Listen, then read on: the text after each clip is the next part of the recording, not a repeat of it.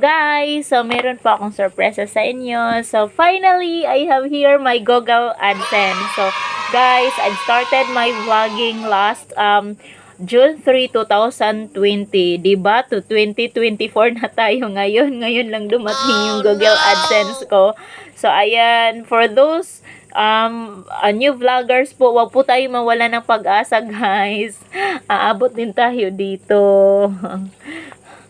So, maraming salamat po sa mga taong na-involve po sa aking vlog, lalong-lalo na po yung mga kasama ko po noon sa Barangay Luban, kay Tupe, kay Sir Christopher Masanggid P. Thank you so much P, kasi yung mga vlog na yung educational vlog ko, tapos ginawan mo ng intro, yun yung nagpatupat na patok po, maraming mga viewers yun. So kay Ma'am Ian, Ma'am Ivy, Ma'am Joy, si Joy, si Ma'am Carmila, si Ma'am Nilmalin, si Edmar, si Kuya Max, o si Maika. Thank you so much guys. Thank you so much Barangay Luban, kasi yung Barangay Luban, marami po akong videos sa Barangay Luban po ako nag-start ng vlogging, kung saan ang lugar na iyon ay mahirap po yung signal.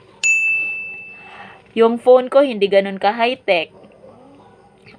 Kung magpa-signal man kami, maghulog-hulog ng wifi. O di ba? So hindi ganun ka accessible ng internet. So nagawa ko rin, di ba? So I'm so happy. Finally guys, nakuha ko na siya. Thank you so much. And hindi po madaling umabot ng 1,000 subscribers po. Lalong-lalo na po, hindi po ako artista. Wala po akong extraordinary na talent na magpapatawa po.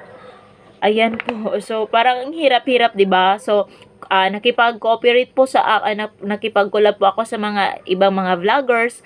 Minsan nga, 2 p.m. or 2 a.m. pala ako natutulog kasi sumali pa ako sa live ng vloggers para at least magbalikitan ko sila. Didikitan din nila ako. Ayan, so pasipagan lang talaga. Tsaka nung umabot na ako ng 1,000 subscribers, hindi na po ako, nagpahinga na po ako kasi puyat na talaga ako. Sabi na nga ng mamaging, may trabaho ka pa. Huwag mong pilitin ang iyong sarili. Ayan, so nung umabot na ako ng 1,000 subscribers, hinayaan ko na po, umiwas na po ako sa mga ganong mga puyatan. So, hinayaan ko na lang po na mag-subscribe yung mga legit subscribers naman po. Salamat po, at ngayon, umabot po ako ng 1,210 subscribers po. So, maraming salamat po sa lahat ng nag-subscribe. Ay, may nakalimutan ako kay Ipil, kay Rosel. Thank you so much, guys. Thank you so much. And, also, after after my subscribers, na-qualify na po yung subscribers ko. Yung problema ko, yung 4,000 watch hour. Imagine, 4,000 watch hour. So, sinong titingin sa akin? Pati nga mga kapatid ko, hindi tumitingin. Minsan nga, nagtampo na ako sa kanila. Ayan, so, ganun yan. Tanggap-tanggapin na lang natin na hindi lahat ng tao gusto tayong tingnan, bisitahin. Ayan, so, tanggap-tanggapin na lang natin yan para hindi masakit.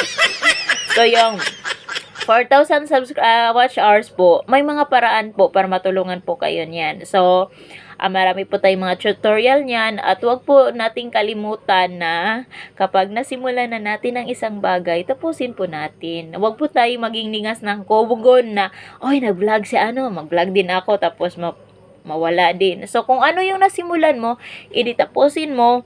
O, diba, umabot ng almost 5 years, ngayon ko lang nakuha yung Google AdSense ko. So, ang galing ko, no? Para naghihintay din ako ng dyan, true love. So, ayan. So, guys, thank you so much. And I hope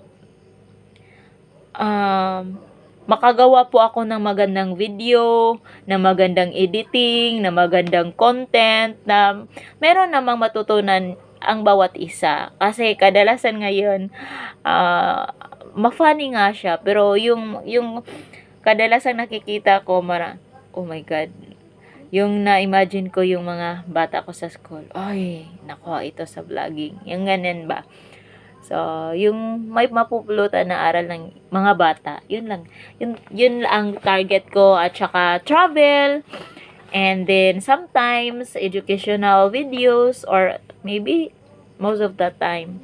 So, thank you so much guys, and I hope na suportahan niyo po ako,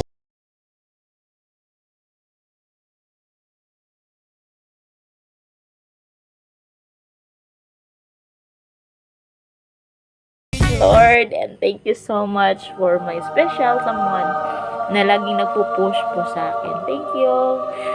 Thank you for watching. Subscribe na po. Ayan, huwag po tayong mawalan ng pag-asa. Ayan.